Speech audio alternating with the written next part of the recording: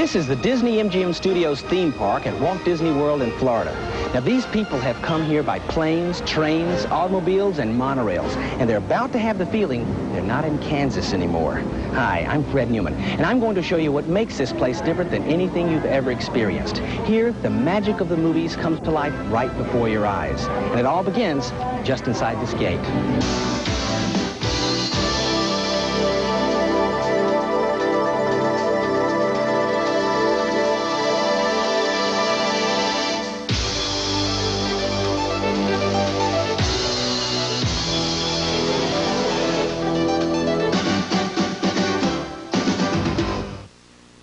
At the Disney-MGM Studios theme park, guests gain admission to a dream factory, where the working film and television studio creates entertainment destined for the world's airwaves and movie screens, where a theme park built in the style of Hollywood's heyday ushers guests into a world of classic movies and movie characters.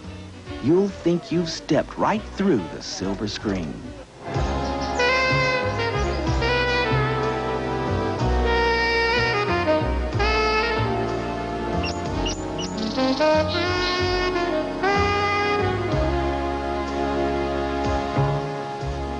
It looked like my kind of joint. The Art Deco architecture and the Hollywood landmarks made me feel at home. But still, I had questions. Who built this place and why? Maybe she had the answers. Lucky for me, she was all ears. They were hammering, they were nailing, they were building. Oh, it was unbelievable. Hundreds of them. Oh, my. She knew the big cheese who gave the orders. She knew the gang who carried out the plans. She said her name was Minnie, but her memory was Maxie. Names, places, and dates spilled out of her like the jackpot on a nickel slot machine. She knew more about this job than your dentist knows about your mouth. Yeah, it's a story with more twist than a taxi dancer. So listen tight, and I'll tell you what I know about the Disney-MGM Studios theme park. According to this scale, I am 6 miles tall.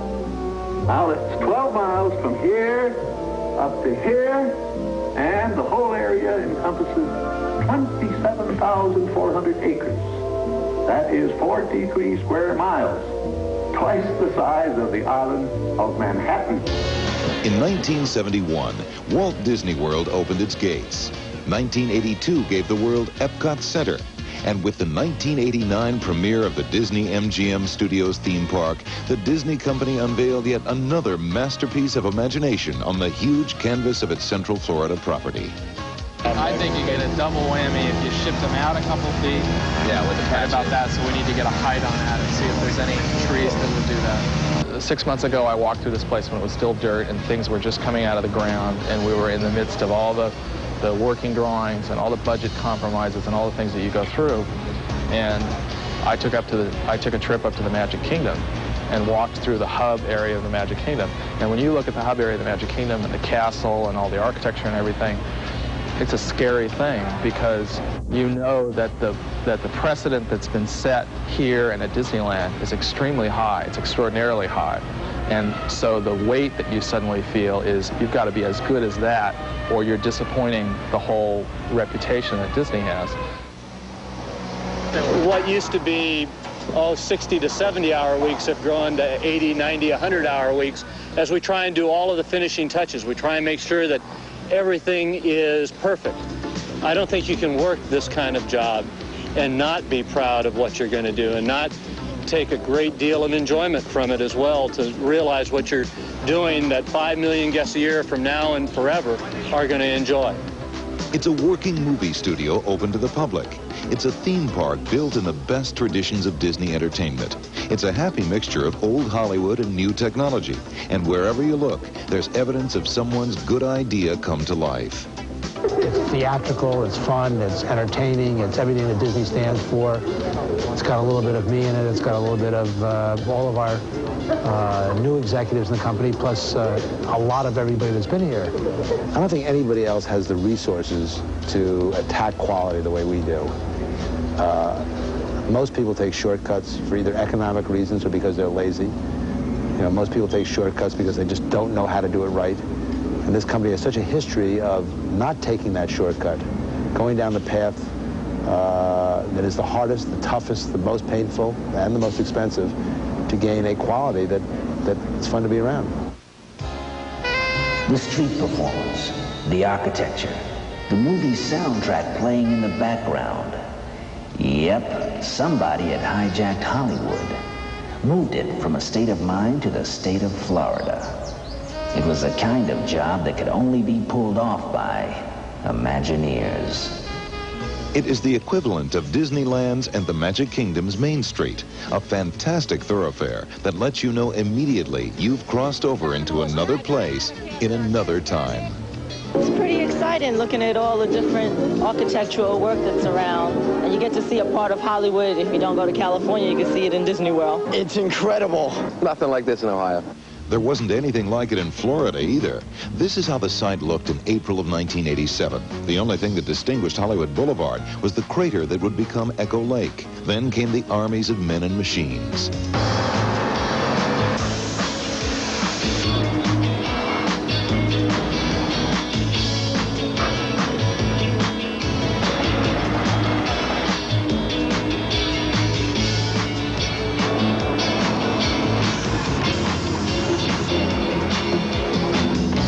Construction I would characterize as war. Everything's happening at once, and the only way that you can control an operation like that is with a lot of sort of military organized skill, and that's what happens during the initial process of construction. The Hollywood Boulevard that Disney Imagineers created was an idealized avenue, dominated by the energetic architectural styles of the 20s and 30s. They studied the Art Deco buildings of Hollywood. Some have been restored, some have suffered through years of careless modification. Some are hidden or overshadowed by the urban sprawl around them. We would go down to Hollywood and just drive all over the place and look at neighborhoods where the studios were located. If there's anything that's characteristic about it, it's that optimism and exuberance and the bright sunshine and the orange trees and the palm trees and things like that. There's some facades here which do not have any real equal on the outside world. They're inspired by the period.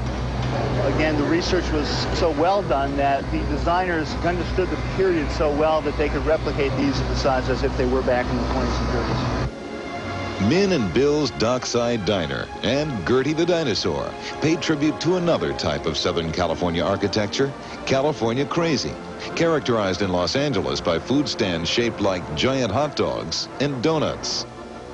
And Hollywood's Crossroads of the World was the inspiration for the 5.5-story Crossroads Mickey at the park's entrance.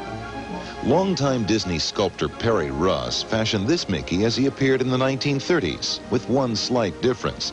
Mickey's right ear is copper because at 55 feet above the ground, it's the highest point at that end of the boulevard and therefore has to double as a lightning rod. Without a doubt, the grandest and most ornate building on Hollywood Boulevard is the Chinese Theater. It's our castle at the end of Main Street. In our case, Main Street is Hollywood Boulevard, and the castle is a Chinese theater that was built in the late 1920s in Hollywood. As the home of the great movie ride, this Chinese theater differed in construction from its predecessor in that its roof was built separately from the building and hoisted into place.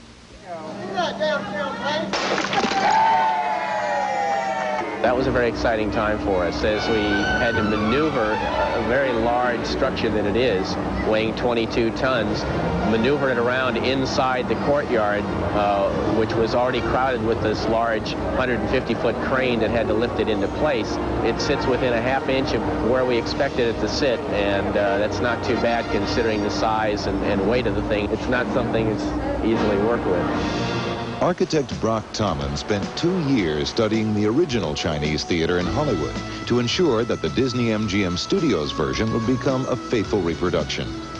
We've photographed this extensively, and various artisans and craftsmen are reproducing this, and we'll have the doors just like they are here. One of the pieces that we've spent a lot of time and effort to reproduce are these Chinese foo dogs that are actually carved out of stone, and we have sent photographs of these to vendors in China, and they are carving some to match these exactly. Many, many man-hours by many, many people have been spent checking into the historical background of this building and trying to make it as authentic as we can. Another part of the original Chinese theater, perhaps the most famous part, required more than cloning. That's the forecourt, where since 1927, Hollywood's greatest names have left their foot and handprints. The Disney-MGM version? Bring the stars to Florida and do it all over again. All right? Okay. All right. All right, here we go.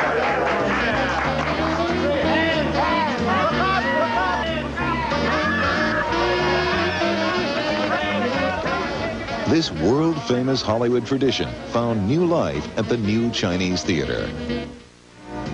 This is my street, Hollywood Boulevard, the street of dreams, where everybody has a shot at being a star.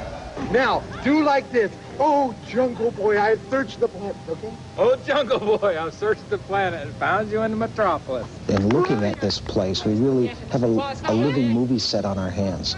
And we have, as the entrance corridor, Hollywood Boulevard.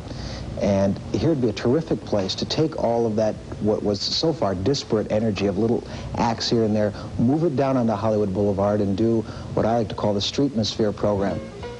With Hollywood Boulevard as their fictitious home, a colorful troupe of 1930s street performers interacts with the guests. You use the guest and you let them be in the show, and if you feed them an opportunity, a line, and they don't say exactly what you had intended for them to say, it doesn't matter. Whatever they say is right. You know who was in this cab last week? Who? Errol Flynn was in this cab last week. I don't I'll tell you. Sat right there in the back seat. I don't believe it. I think you're... To cast these flamboyant citizens of Tinseltown, the Disney Imagineers held auditions in major cities across the United States. With the Streetmosphere program, as you're working just right off the guests in the park, even though you're working from a script, there's a great deal to be said for the performer's personality, for what my psychologist friends call being immediate, being right there, right now with those people. This is my first monologue, I gotta tell you. I've never done one of these before. Send him to wardrobe, Crocker. Should we send him to wardrobe? The characters give life to buildings. We've always done very well at Disney and specifically at Imagineering, creating places that have a great look. But now we give those places really a life. Well, hi, how are you? I'm Sid Kawenga. This is my shop here. We call it the one-of-a-kind shop. I still got a little anxiety because I want to see it all blown out. And I know that the actors, though we've trained them, it takes them a few days to see that the little tricks and the rules of doing street theater really do work. To trust those rules because they're different than some of the things, some of the rules they've played by in traditional theater. Come clearly. Do it like this. Go up and down and breathe from your diaphragm while you're doing it. That'll help. Come on. Breathe from here. Up and down, up and down. If doctor... Sitting on a seesaw, east side. I found evidence that implicated many well-known citizens in the conspiracy to construct the park. Yeah, the prints were everywhere. And the trail led right here to the Chinese theater, where I got taken for a ride. The great movie ride. On opening day, thousands of guests witnessed the opening of the great movie ride at the entrance to the Chinese theater. They would soon be among the first to experience the signature attraction at the new theme park. Killed my sister. Was it you? The Great Movie Ride is a spectacular tour through the greatest scenes of some of the most beloved American movies ever made. That's a mighty tough territory you're heading into, Pilgrim. The legendary stars, action, and dialogue of Hollywood classics are immortalized through state-of-the-art Disney audio animatronics. I'll get you, my pretty, and your little dog, too. But the road to this Oz was a long one. It started 4 years earlier in Los Angeles at the conception of the Disney-MGM Studios. The Great Movie Ride was the first concept that came out of our initial thoughts on what we would want to do with this project. The concept led to preliminary drawings and models, which led to the creation of the sets. Clay sculptures led to creation of the molded plastic audio animatronic figures. Artists created huge scenic backdrops to support the illusion beyond the sets. Then, all the scene elements were tested for effectiveness in Los Angeles by groups of company employees. First tram starts coming in when the music that you're going to hear starts, and it stops. And then the second tram is coming in, and they all are here when the witch appears. And then, as the Munchkins tell you to get out, everybody leaves. So.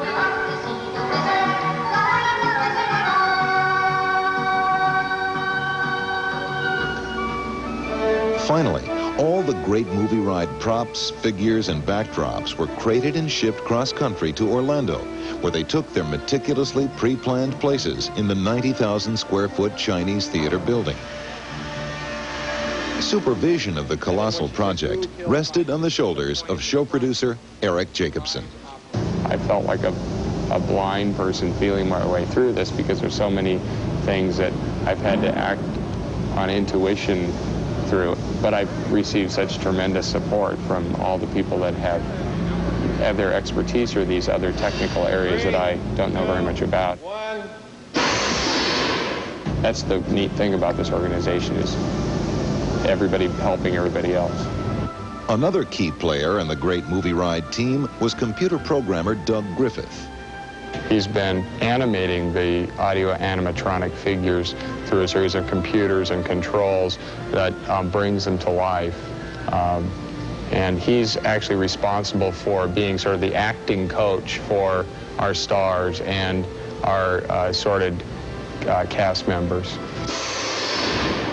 I did look at films and try to get a feeling of what that person's personality was, pick up on little gestures that they did.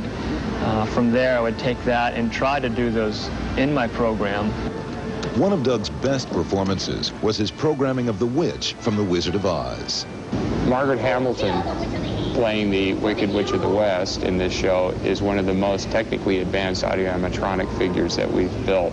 It could move much faster and stay more stable. Plus, it's a figure that has the most movement.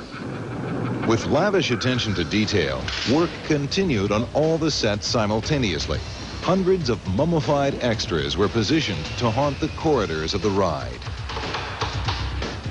Workers refurbished the original plane from Bogey and Ingrid Bergman's final scene in Casablanca and painted the trees in Tarzan's jungle. Mary Poppins and Bert took to the rooftops of London, and some nightmarish creatures were invading the spaceship Nostromo. We debated a long time about horror and sort of the violent side of the movies, and we didn't want to leave that out, so we sort of selected the most horrifying movie monster that we could think of. And so we said, what would be creepy about this? What would give them that feeling that even if they hadn't seen the movie Alien, that they would understand what the message was? So we decided the creature coming out of the ceiling and reaching down to grab them would be kind of fun. They built the best of the Westerns here, too. A cowboy showdown which the Disney artists produced precisely, right down to the Duke's belt buckle. Everyone I spoke to about the film knows exactly what John Wayne wore. You can't deviate. The belt buckle was requested by the family because after he had made Red River, he never wore any other belt buckle in any of his Western films. The Wayne family said it was beyond their expectations, and we were delighted because I think it was all done with a great deal of integrity. If you got good sense, you'll turn that fancy buggy around before it's too late. With the Duke standing sentinel, the trams of the great movie ride move into a frontier town shoot-'em-up. In this scene, there's a bank robbery which is staged with audio animatronic figures and a live actor portraying a bank robber. And this is one of those where reality and fantasy kind of mix. Hey, get down! The bank's gonna And the bank robber, in a very melodramatic and also a little tongue-in-cheek style, takes our tram and us with it to make his escape out of the town. So many of these movies that we're recreating are so special and dear to so many people's hearts and so many childhood memories. The challenge was to take something that was seen through the eye of a camera and could have been very one-sided and create an environment that people can go through and feel like they're in the actual movie set. I knew this world of mine couldn't go on forever. The illusion, like all great movies, had to end somewhere. And that somewhere was right here. The entrance to the backstage tour. This was where the illusion gave way to the reality of how those movie illusions are created. Now this is where the Disney-MGM Studios backstage tour begins, where you can watch actual television, motion picture, and animation productions in progress. This gate is the backstage doorway which lets guests in on all the secrets of the movie trade. Action!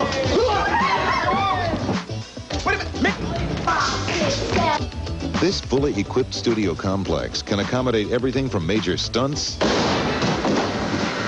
to major stars. In June of 1988, the new studio was dedicated, and Hollywood came to Florida in a big way.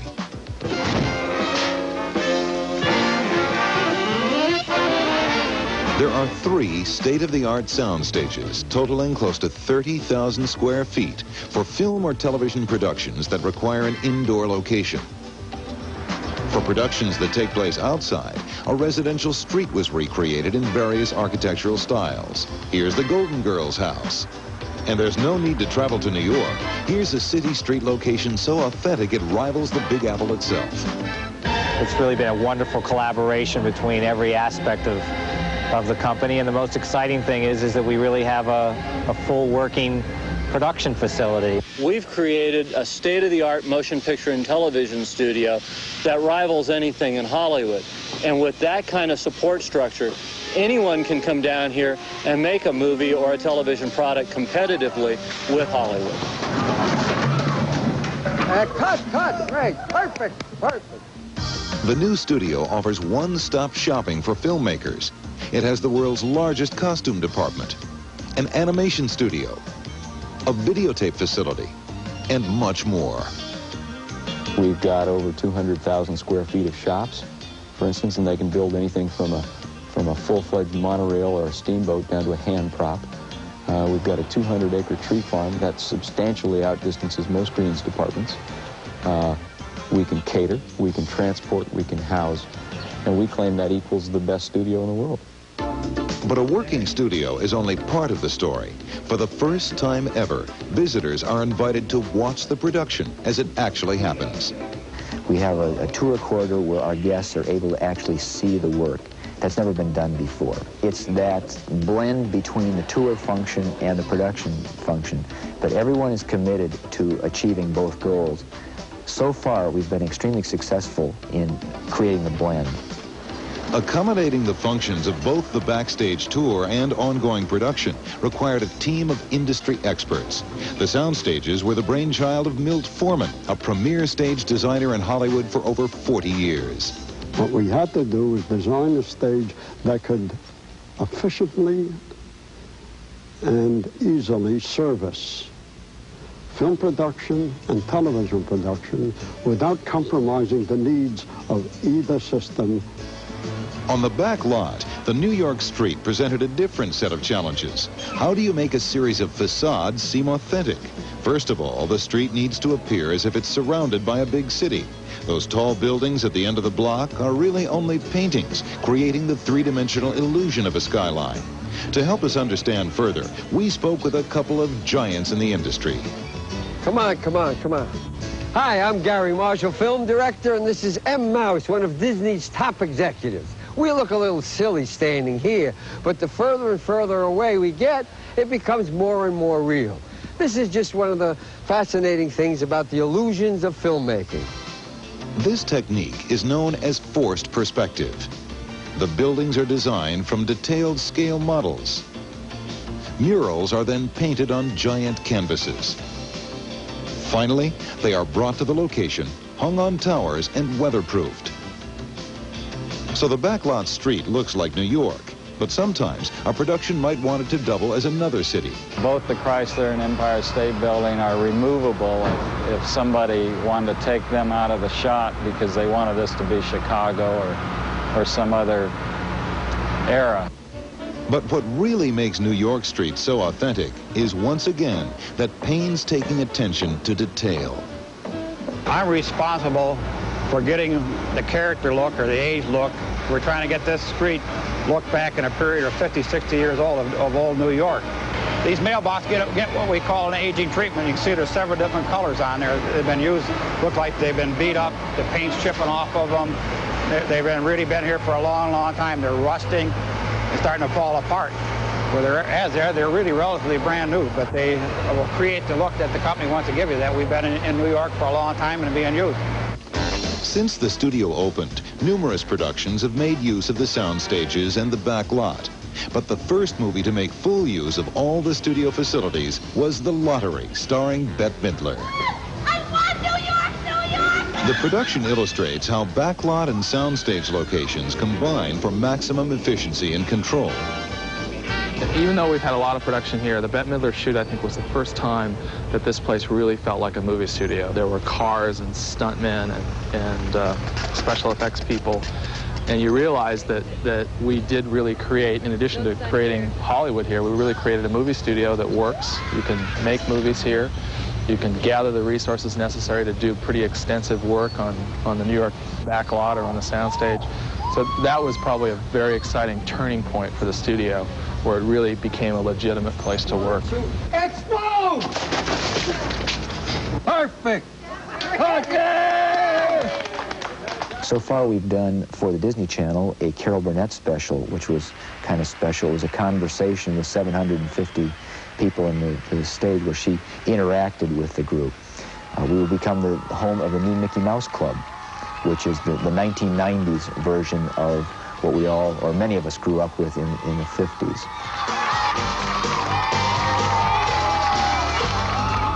Now this is Soundstage 3, the new home of the Mickey Mouse Club. It's one of the stops on the backstage tour.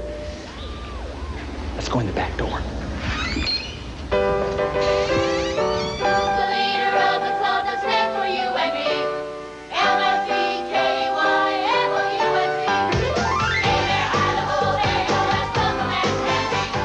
It's an updated version of the show that put Disney television on the map in the early 1950s. Just as their predecessors did, these Mouseketeers reflect the style and attitude of their times. They've come from all over America to join the jamboree that's happening on Stage 3. 12 young people who are as talented as any you'll ever see. Supposed to do the multiplying first. They're the members of Disney's new Mickey Mouse Club. Of course, that doesn't get them out of doing homework. They take a full load of classes to keep on track academically. And when they're not hitting the books, chances are they're memorizing a script, learning a new dance step, or the lyrics to a new song. There's no place where you can hide. Their intensive schedule meant that the cast got to know one another in a hurry. Turns out they have more than mouse ears in common. But we all get along so well because mainly we have the same interests and we have a lot to talk about, you know, and it's just so easy. I really would like to get into owning my own business, but if this progresses and really goes, I'll probably stay with this for a while. I like this pretty much. This seems pretty fun. The world would be a much better place. Boy, please. The new Mouseketeers were selected from over 5,000 hopefuls who auditioned around the country prior to the park's opening. By the time the park opened, the show was in full production and instantly became a hot stop along the backstage tour. The Mouseketeers keep Stage 3 jumping with guidance from adult co-hosts Moeva Pryor and that model of responsible behavior, Fred Newman. Waiters brought the check.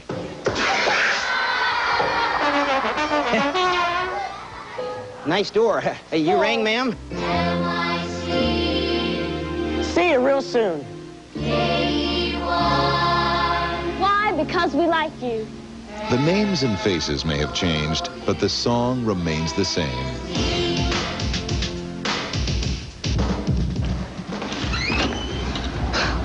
You know, I love that guy with the white hair. His high-pitched voice belonged to Walt Disney, but it wasn't long after his birth in 1928 that Mickey Mouse belonged to the world. From Mickey's rubber-limbed beginnings, Disney animation grew into a totally original American art form that was soon in demand all over the globe. In creating these masterpieces, Disney's artists drew on what Walt liked to call the illusion of life. When Mickey Mouse jumped off the drawing board, the art of animation and the name of Disney were forever linked in the minds of moviegoers. Now here at the theme park's own animation studio, you can relive the history of cartooning, and you can look over the shoulders of Disney's master artists. As they pass through the portals of the animation studio, guests on the backstage tour gain admission to the heart and soul of Disney. Here, the illusion of life is born, as these artists create animation using highly specialized techniques which have evolved over half a century. The guests, meanwhile, are breaking new ground. Our foremost objective here was to create a real studio that the guests could come by and really see in operation, where we don't consider ourselves an attraction as such, although that's indeed what we are to the guests. We're a fully operational studio. We've opened our doors and let our guests come in and watch our artists at work, but what they're seeing is a real studio. To ensure that the animation facility could accommodate the needs of the artists and also entertain its guests, Disney employees were asked to test the studio while it was still under construction. Because guests moved through at their own pace on a self-guided tour, traffic flow was a major concern. It'll be interesting to see what happens once the first cycle, and once we start that again to do the 8 minutes, what those people do to affect these people moving along. Well, let's do that. Just load them right up. People in the corridor. Can we recycle that quick enough to just load them in? Roll sound. Hit.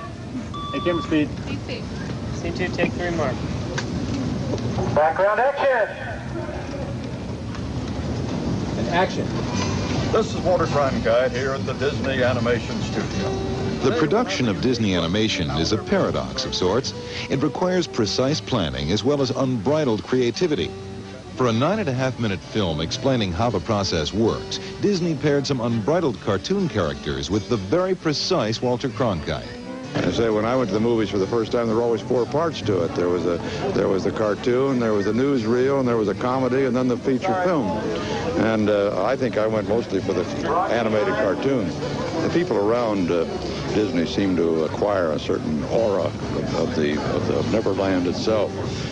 There seems to be a great good humor about the work, a joie de vivre, if you please, a joie de Disney, if maybe is what it is. It's great fun. I like it. I grew up with that feeling that Disney films basically meant a fantastic emotional experience. I mean, everybody knows that the quality is there, and that's mind-blowing. The main thing was an emotional feeling that you take away from it, an enchantment, a magic, a warm feeling that you'd want to go back to. We know that in its location in the studio tour at Disney World, that it's going to stand for a long time as sort of the introduction to animation for a whole generation of new animators. And so we just knew we had to do a really good job. Thank you for joining us here at this special dedication, The Magic of Disney Animation. The dedication of the new studio signaled that it was ready for both guests and animators. Visitors watch artists draw the characters, then follow the production step by step through Xeroxing, inking and painting with paints that are custom mixed at the studio, and final photography, 1 frame at a time with the appropriate background art. It's a process which has changed little in 50 years. I think it's an art form that's experiencing a renaissance thanks to films like Who Framed Roger Rabbit and Oliver and Company, that there is a renewed interest in animation. And certainly Disney is doing more animation now than ever before in its history. And it's where this company has come from in its past of an animation background, and we strive to continue to meet those very high standards that were set in the early days, and indeed with modern technology to exceed those standards and make better and better animated films.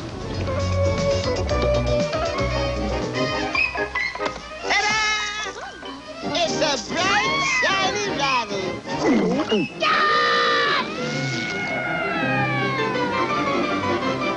Because they're on, baby! I mean Herman! Oh, baby Herman! Look out! We must operate immediately. Our immediate involvement here in Florida is, of course, these shorts, which I mentioned earlier, starring Roger and Baby Herman. They're going to be 6-minute films that are going to be released in front of Disney movies. So the first one has just been released, which is Tummy Trouble.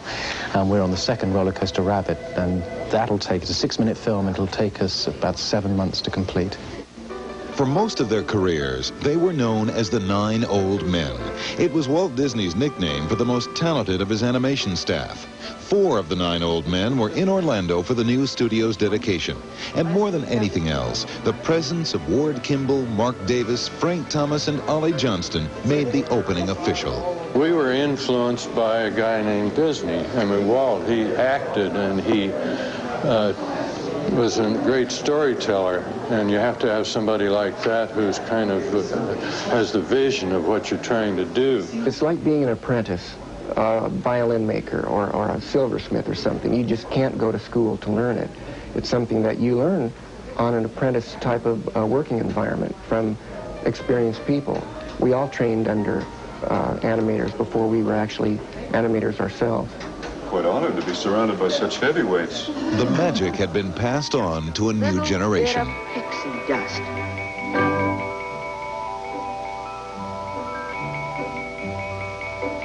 Now, think of the happiest things. It's the same as having wings. Let's all try it, just once more. Look, we're rising off the floor. Jim and me. Oh, my. We can fly. You can fly. We can fly. The potential of a place like this?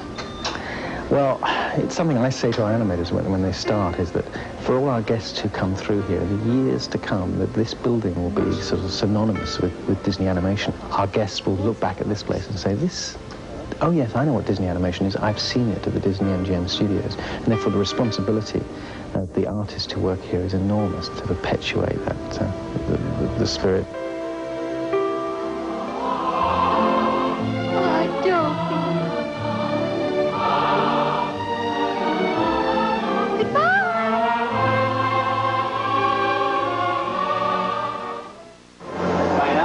Starting to realize that around here we don't throw anything away that might be used again in a future production. Look through the doors and you can see what it looks like behind the building. A tram tour zigzags through the backlot area where all the ingredients of movie making are on display. This mechanical monster is Judge Doom's Dipmobile from Who Framed Roger Rabbit. Like almost everything on the backstage tour, the Dipmobile is the real McCoy. Tunes beware. Guests never know what celebrity they might bump into. Everybody say hi, Herbie. Here, Herbie the Love Bug pops up with an encore from his film performances. The tram eventually finds its way through every phase of film production. With over 2.25 million garments, this wardrobe range. There's enough here to occupy anybody's imagination. We have designed a tour that is a combination of walking and ride, and some of it's guided and some of it's self-guided. I think it's also the first time that we've done an attraction that has the scope and scale of this backstage tour. The self-guided phase of the tour allows guests to explore the production area at their own pace. They can stay as long as they like and see as much as they want.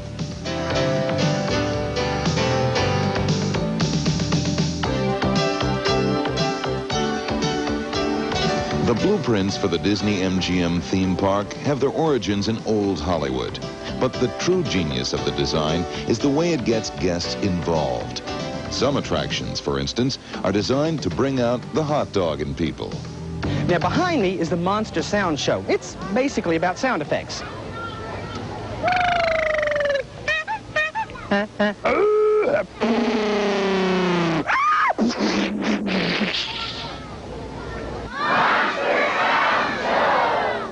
This is the place where audience members get the chance to become Foley artists or sound effects engineers.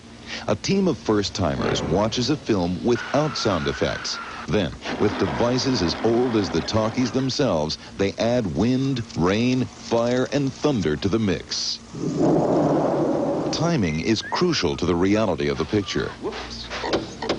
And the audience has the last word. There we go. Oh, more sound. cars for today's show. What do you guys think?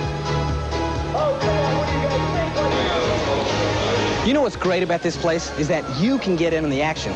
Like right here at the Superstar Television. You can walk through that door, a virtual unknown, and walk out a star. Please, please, no photos, please. No, please, please, please. No.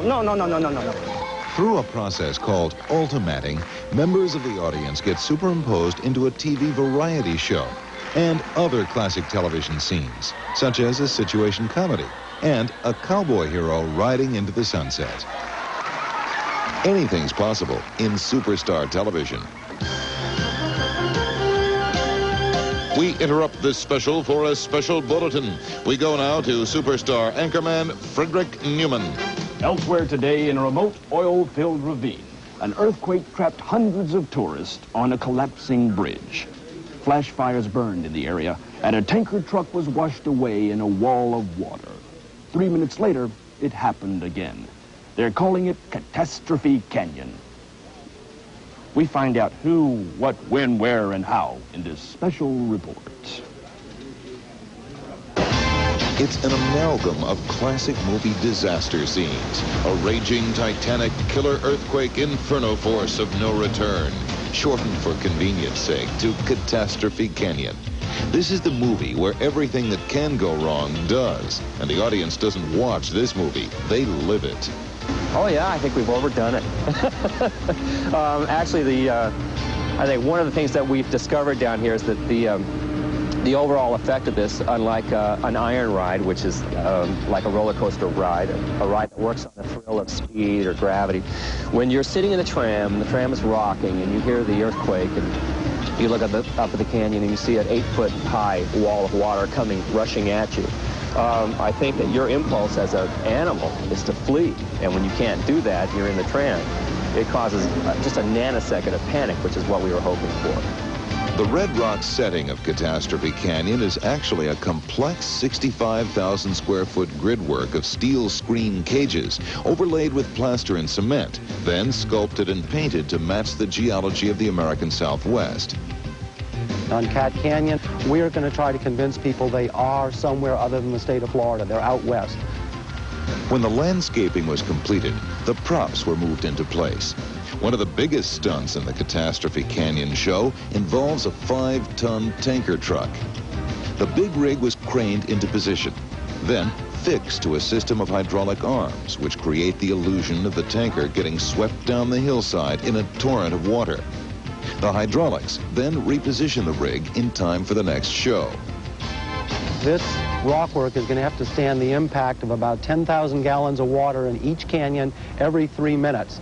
That's taking about a few million years of geology time putting it together in 1 week. 3, 2, 1, go. The final phase of testing on the attraction proved to be pretty thrilling itself. Every 3.5 minutes, Catastrophe Canyon uncorks 71,000 gallons of water down the side of the mountain. And with the aid of an elaborate system of pumps and plumbing, this wall of water gets recycled back up to the top of the hill in time for the next tram. The fire effects that you see in here, the explosions, we're having to use propane. But if you use propane by itself, it's really not a visible flame. In the broad daylight, it'd be very difficult to see it. So we have an additive, which is a high carbon additive, so that it looks like an oil fire, which is very red and very smoky. After the show, we take the guests backstage. We pull around backstage and let them watch the show recycle. We let them see all the support equipment and everything else. And backstage at Studio Tour is really backstage. We let them see everything. What makes those exciting things that you see more realistic is what you hear. Sound designer Joe Harrington has conjured up a world of sounds just as catastrophic as the canyon's visual effects. We'll hear the train trestle beginning to come apart, the metal tearing and wrenching, and the wood splintering and the timbers falling and those kinds of things. And we'll also hear the ground as it's shaking and rumbling. You can't overdo entertainment, and I think we've been successful at that. If everything in Catastrophe Canyon goes wrong as planned, the Imagineers will succeed in creating that heart-stopping moment when it all seems real 205 times a day.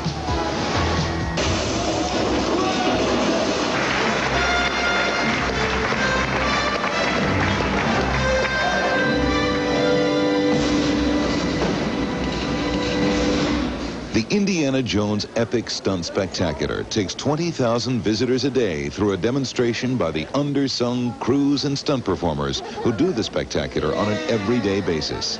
The show's designed for 2,000 seated per show, and right now we're slated to do 10 shows a day on the most busy days of the year. The show was plotted and choreographed in true Raiders of the Lost Ark style. The heroes are in constant peril with no apparent way out.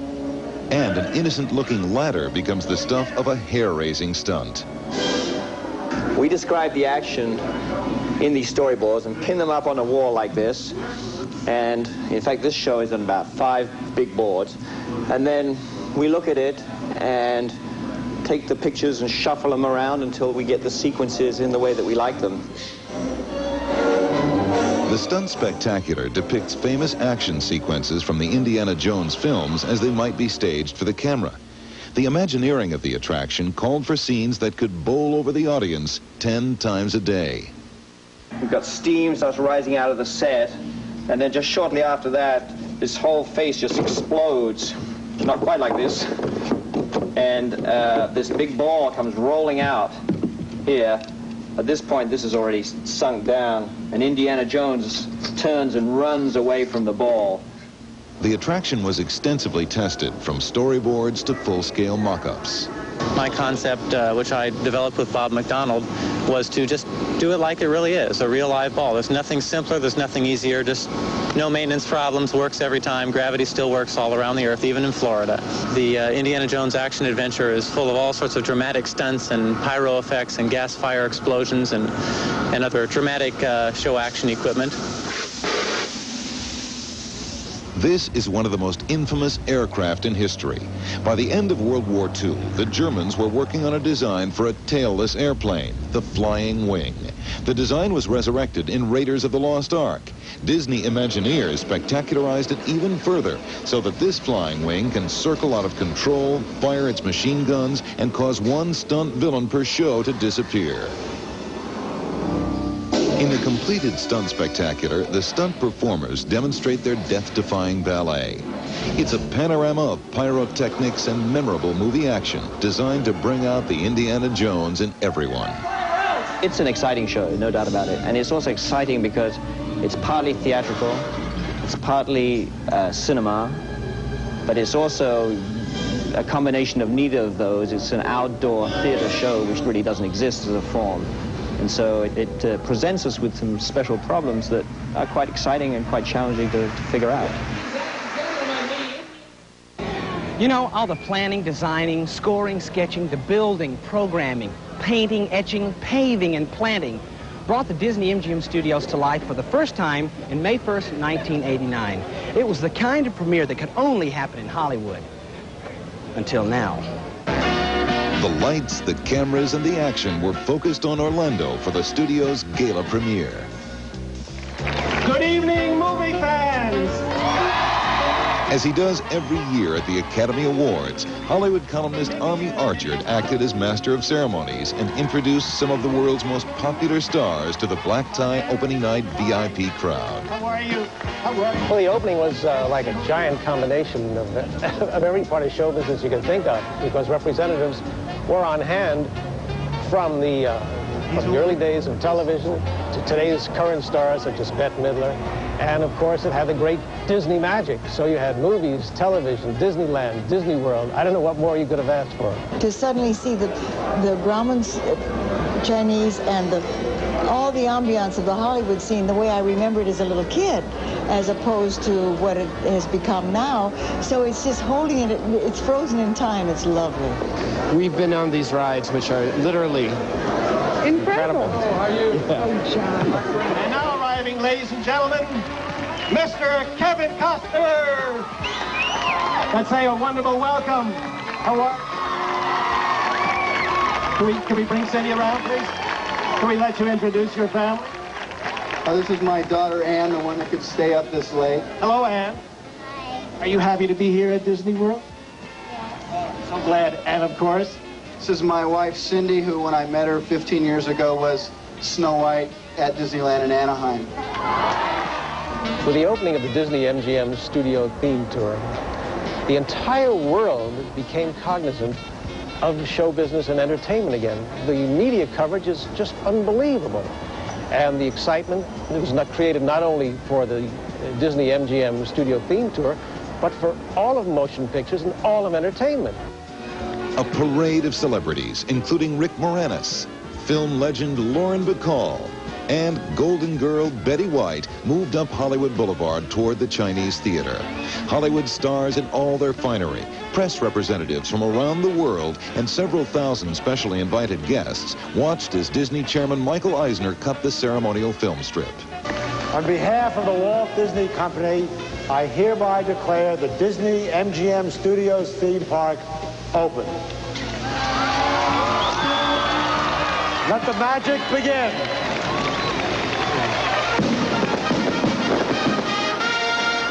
On May 1st, 1989, the park opened to the public. I think we got a good family here. Right here. The Gutierrez family from York, Pennsylvania, got a day in the spotlight when they were selected as the theme park's first family and joined Michael Eisner, Mickey Mouse, and Bob Hope for a history-making stroll up Hollywood Boulevard. We're Gutierrez family from York, Pennsylvania, who's now the first family of Disney-MGM Studios, walking down Hollywood Boulevard into the park.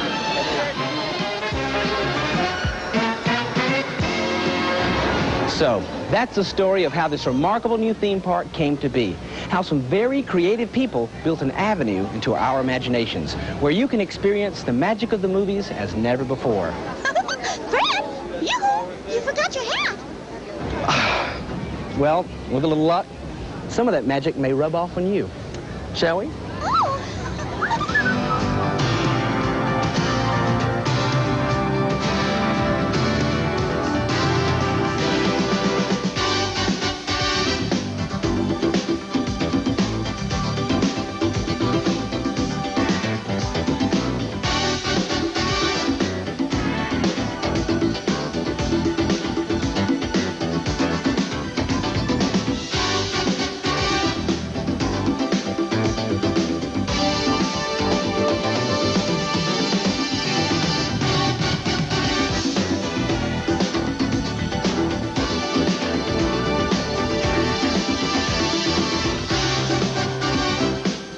Air transportation provided by Delta Airlines, the official airline of Disneyland and Walt Disney World.